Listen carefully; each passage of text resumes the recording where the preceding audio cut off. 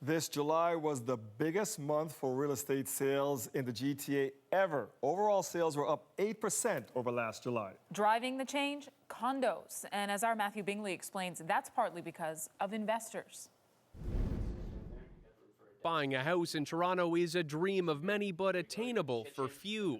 I don't think we were actually even looking at houses at this point in our lives. We weren't even considering because of the expense in Toronto. Real estate numbers this past July seem to reflect that attitude. The average sale price of a home hit a new high, over $600,000. And in the best July for sales in Toronto history, condos ruled supreme, up 14% from the same time last year.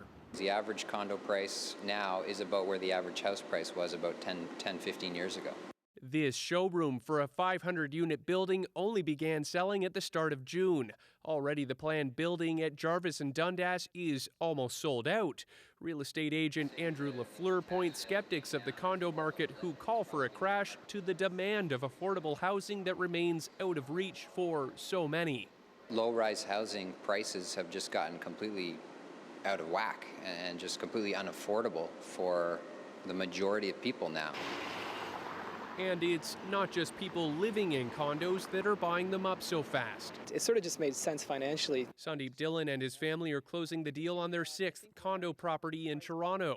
And Dillon, who is a resident physician at Toronto East General, who lives in a condo himself, says he'll likely stay in one for a while.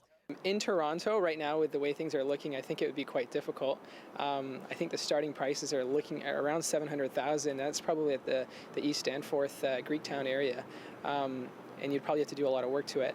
But Dillon, like others, says the plan is to move into a house when it becomes affordable. Matthew Bingley, CBC News, Toronto.